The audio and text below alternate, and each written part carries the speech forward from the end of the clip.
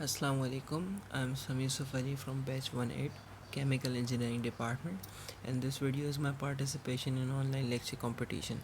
My topic is Introduction to Distillation Column Operation. So, beginning with the contents, the topic I will discuss here are the concepts of distillation and fractional distillation column, then the overview of the process, working of the column, components of the column, process overview, process operation, vapor liquid equilibrium. It is the most important part actually. uh, then the factors which affect distillation, and then the difficulties in operation. Starting with the distillation, you all are familiar with distillation.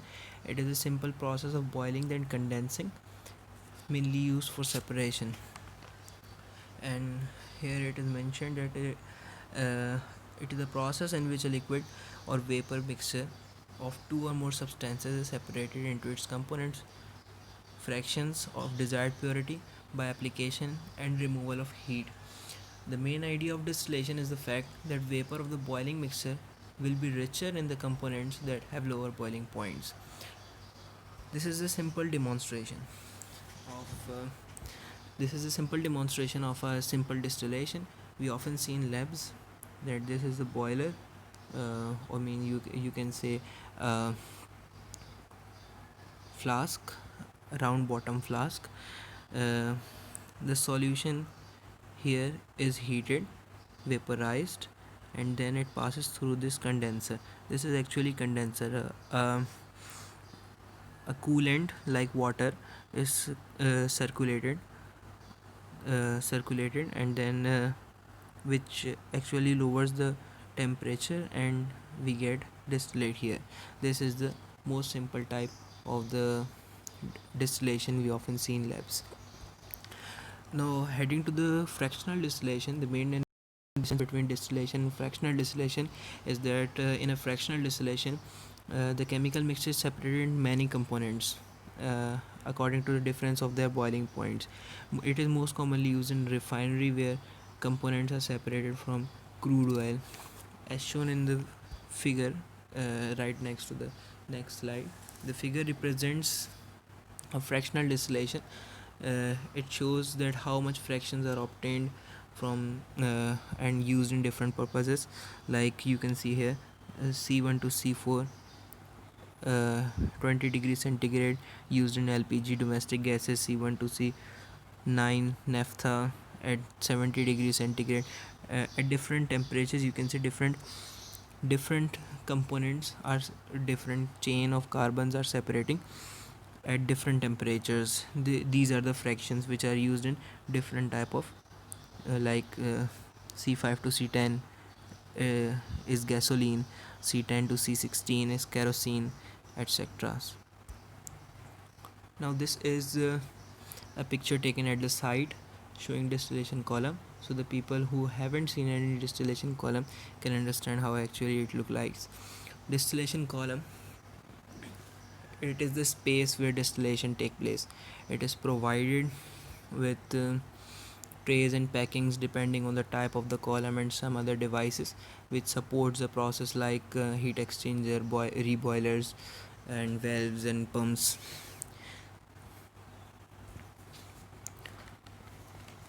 How it actually works: vapor from a solution is passed through the column called fractionating column or differential or fractionating column. The column is either pegged or either tray column. It is based on the working of this column is based on the principle of distillation. Vapor from a boiling solution is passed, and the column can be a tray column, pack column. Both of the tray and packing column have the function of the both packings and trays is same. It provides the surface area. The components with least volatility are separated at the top of the column, and the denser ones are separated at the bottom. Theoretically, if we add more plates or trays, we will get better separation, but it increases time and energy required, thus increases the cost. Components of the column, as I described earlier, the column is the place where distillation process happens. It is supported with devices like a vertical shell, which is actually the column itself, packings which provide surface area for the process, a reboiler, condenser, reflux drum. We'll talk about them later. First, we are talking about trays and plates. First of all, the bubble cap tray, you can see here there are caps. It the internal of these cap is like uh, you can see here there is a riser or chimney uh, thing, chimney type thing. This is a this is space between riser and cap to allow passage. You can see the arrows. It rises from the chimney and directed by the cap from the hole, and which is discharged through the slots and bubble out from the liquid tray. This is why it is called a bubble cap tray. It has several advantages. It is able to operate in low vapor and liquid rates, as well as high vapor and liquid rates. Provide excellent turn down, moderate capacity. uh, Disadvantages are the entrainment is high, we'll talk about entrainment later. Fouling tendency is high, cost is high, and high pressure drop. This is a sieve tray. uh, these are simply metal plates with holes. Vapor passes upwards through the liquid on the plates. There are different number of holes of different diameters according to the design, usually 3 millimeter to 1 inch diameter. Vapor come out to give multi orifice effect. Its minimum capacity is about 70%. This is how it works. It is simple. Vapor rises from these holes. We will talk about weeping later. uh, Advantages of sieve tray. It is the simple in construction, low entrainment, low cost, low maintaining cost, low fouling tendency, and the only disadvantage is it is less flexible to varying loads than other types. This is a valve tray. Here these are valves. uh, in a valve tray, perforations are covered with liftable caps. These are actually caps or valves, thus creating flow area for the passage of the vapor. The liftable cap directs the vapor to the flow horizontally. You can see here, uh, which provides better mixing than other sieve trays. Its minimum capacity is 60%. It is excellent uh, for vapor liquid contact, high capacity, high flexibility, low pressure drop. It can handle higher loading and no chances of weeping, but its installation cost is high. Now, talking about packings, what actually packing is, it is used in a pack column. A pack distillation column is filled with these materials, which allows rising vapor to contact descending condensate. The material of construction should be compatible with the material being distilled.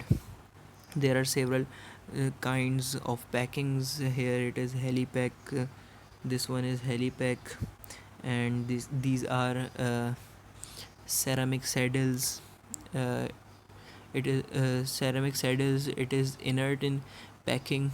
It is made of ceramic, ideal for corrosive and reactive samples. It is not efficient as others, but it is good for samples not compatible with metals. This is Teflon balls, uh, and this is wire mesh, and this is a structured type of packing. There are different two main types of packings: a structured packing or random packing. These are random packings, and this one is only structured packing. There are new high tech structured packing available in the market with high efficiencies. They are most commonly available in stainless steel Uh, they have high open space values and are cost efficient. Talking about reboilers, reboiler are actually heat exchangers typically used to provide heat to bottom of the distillation column to generate vapors which are returned to the column. This is the picture which demonstrates how a reboiler looks like.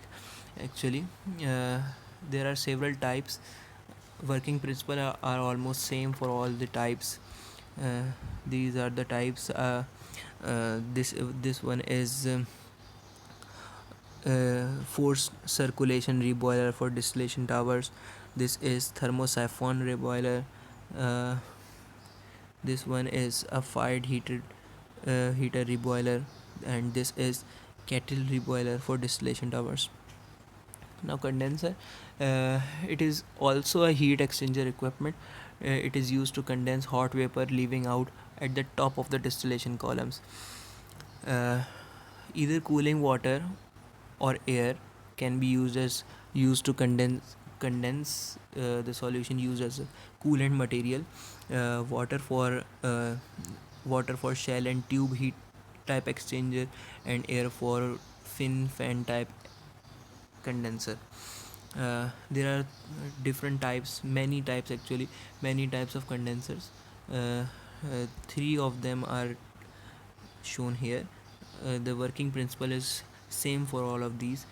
Different, but there is a minor difference in material of constructions.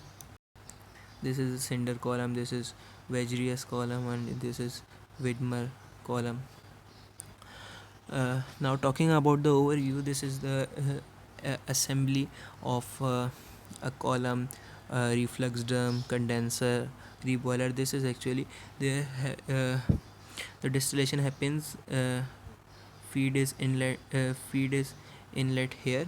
The inlet is here, and the volatile liquid, the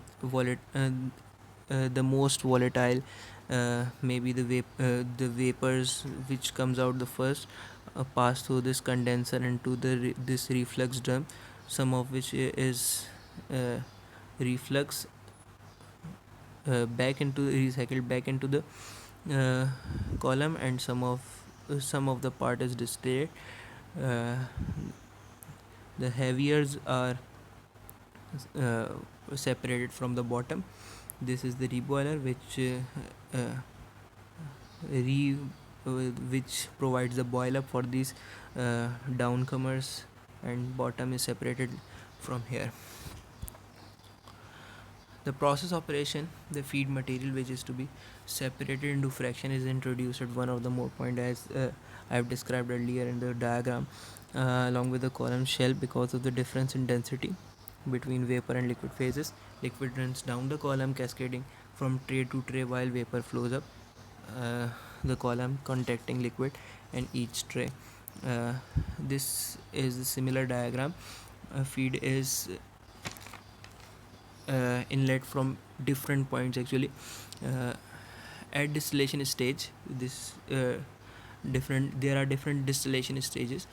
Some of the vapor moving up the column is condensed, and this in turns evaporates some of the liquid moving downwards. If there is component in the feed, then greater amount of less volatile component will condense at each stage, and greater amount of volatile substance will evaporate. The upper portion of this column is called rectifying section, and the lower part is called the stripping section, and this is the condenser, and this is reboiler. The rectifying section is the name given to the stage above the feed point. Here concentration of more volatile component increases in both vapor and liquid. The stripping section is the name given to this part. Here the concentration of more volatile component decreases in both liquid and vapors. Vapor reaching at the top of the column is cooled in a condenser. Part of the liquid is reduced, is returned to the column and as a reflux. You can see the arrows here, uh, and the remaining overhead stream is separated as distillate.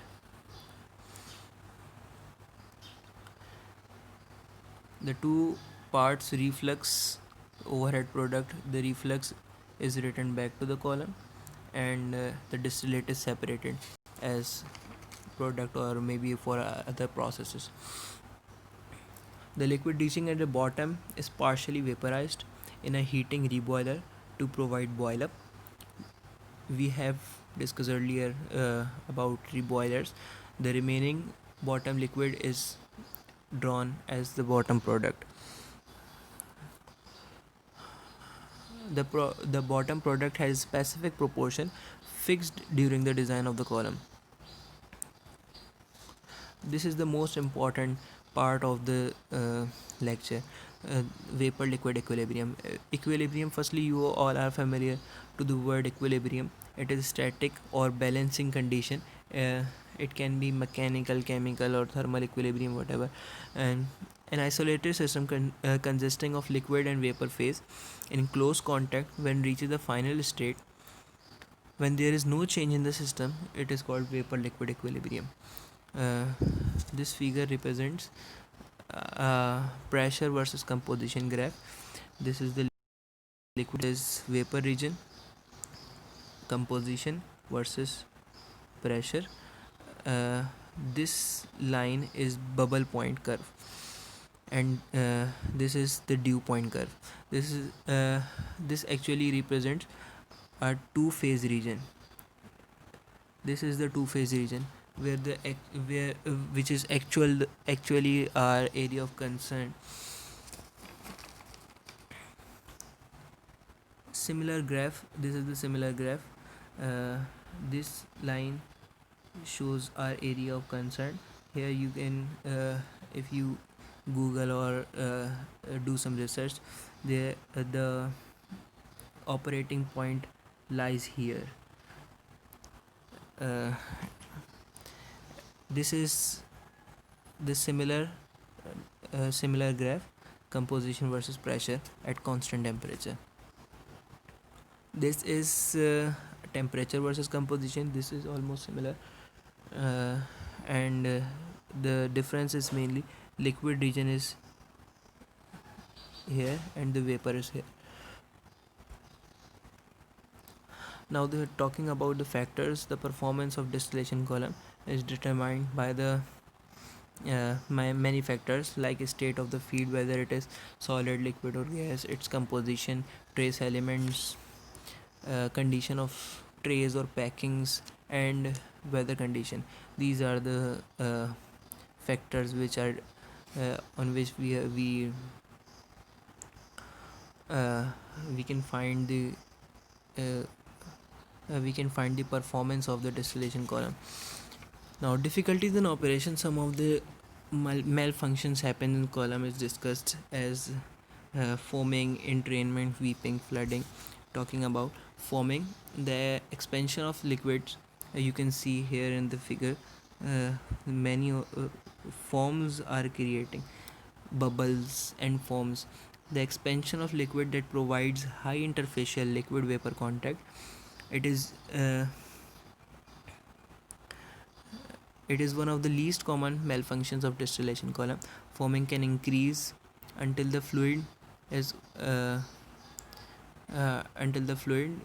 the one tray mixes with another in entrainment process. Entrainment is a separate process. This process, vapor liquid equilibrium, slows down the distillation process. Excessive foams can have many causes. There are many causes for foaming, like vapor condition. It can be because of high velocity of vapor, or the rate of evaporation is too fast. The physical properties of the liquid, physical properties can create foam actually. Sometimes the dissolved carbon dioxide create foams. Naturally occurring ring polymers and surfactants, particles of solid that are added to mixture, and corrosion particles. They create unwanted foam. Trays, performance of the trays, the design and placement of the trays can also create foam. Drop, impact of large amount of liquid falls into a smaller area of the sump can create foam. Mechanical errors, maybe mechanical foam, uh, malfunctioning of baffle foam breaker can create foam. Similar is entrainment. Entrainment refers to the liquid carried by vapor up to the tray above and is again caused by the high vapor flow rate, similar to the similar to the foaming. It is determinal because tray efficiency is reduced. Lower volatile material is carried to the plate holding liquid. This actually is the figure. Not figure is not clear. It could also contaminate high purity distillate. Weeping is something opposite to entrainment. It happens at low vapor flow rates. The upward vapor flow through the plate perforations prevent liquid from leaking. Liquid start to leak at low pressure from these holes, as I've discussed earlier in the sieve tray. We were discussing the holes because of low pressure. It tears down from here, weeping or tearing from the holes. Liquid start weeping. When none of the liquid reaches downcomer at the extreme weeping condition, it is called dumping. Weeping increase at increased fractional hole area and liquid flow rates. Now the flooding, it is most common actually. Flooding is brought about by excessive vapor flow rate, causing liquid to be entrained in the vapor up to the column. The increased pressure from excessive vapor also backs up the liquid in the downcomer, causing an increase in liquid holdup. Depending on the degree of flooding, maximum capacity of column may be severely reduced. You can see in the figure the water, the liquid is racing down from the column. It is not settling in the trays. Flooding, it it is racing down the column. So there is no contact between vapor and liquid. Flooding is detected by sharp increase in column differential pressure and significant decrease in separation efficiency.